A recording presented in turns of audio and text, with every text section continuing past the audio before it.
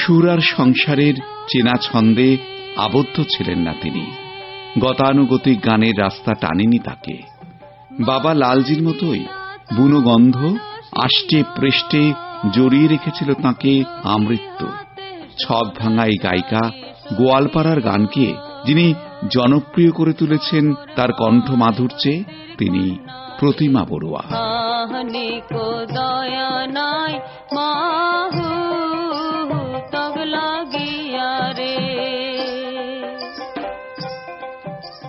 লোকমুখে একটি কথা খুব প্রচলিত, কোচবিহারের মাটি আর গৌরীপুরের লাঠি।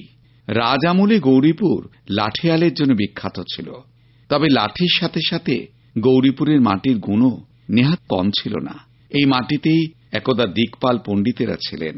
ছিলেন তবলাবাদক পণ্ডিত প্রসন্ন সাহা বণিক্য, বিদ্যানুরাগী রাজা প্রভাতচন্দ্র বড়ুয়া নিজেও খুব ভালো তবলা সঙ্গত করতেন। রাজা বাহাদুরের ভারতখ্যাত সন্তান প্রমথেশ বড়ুয়ার নাম নতুন করে কিছু বলার নেই। গোয়ালপাড়িয়া লোকসঙ্গীতের কিংবদন্তি শিল্পী রাজকুমারী প্রতিমা বড়ুয়া পাণ্ডে এই মাটিরই সার্থক উত্তরাধিকারী। দিনে দিনে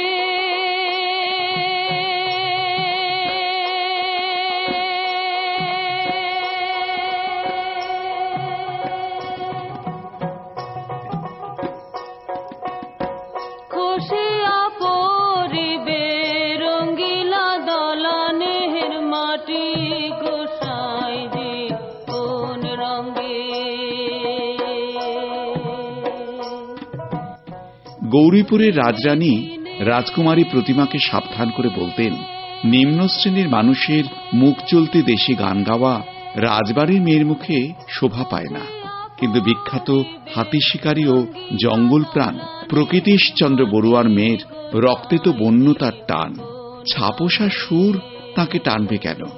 তাই কলকাতার গোখেল মেমোরিয়ালের ছাত্রী অসমে ফিরে রবীন্দ্রসঙ্গীতকে পাশে সরিয়ে রাজবংশী ভাষা কামতাপুরী ভাষার গানকেই প্রাণ করে নেন।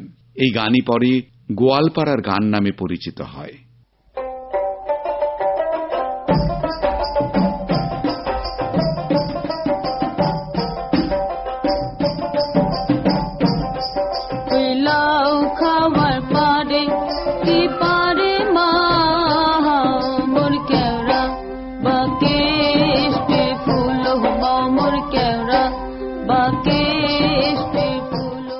উনিশশো 57 সালে মাহুদ বন্ধুরে চলচ্চিত্রে গান গেয়ে অসংখ্য মানুষের হৃদয় জয় করেন তিনি।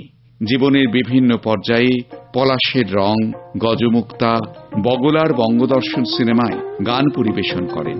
1962 সালে আকাশবাণী গুয়াহাটি একবার হরি বল মন রসনা গানটি তার প্রথম রেকর্ড করে।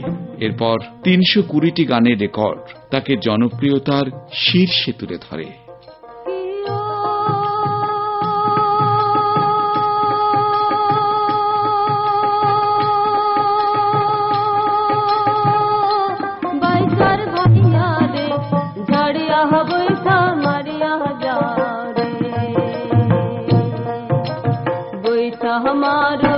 দু 2002-এর 27শে ডিসেম্বর গুয়াহাটিতে এই মহান শিল্পীর প্রয়াণে আরেক দিকপাল শিল্পী ভূপেন হাজারিকা বলেন, একটা জীবন যতটুকু দিতে পারে তার চেয়ে অনেক বেশি দিয়েছে প্রতিমা।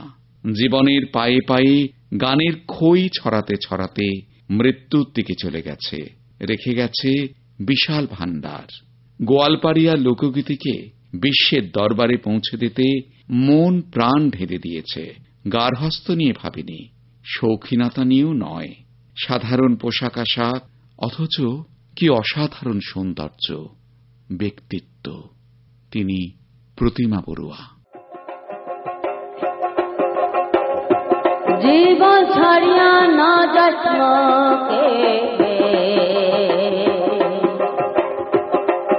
আর তুই জীবন ছাড়িয়া গেলি আদর করিবে কাই জীবন রে। বাঁচায়।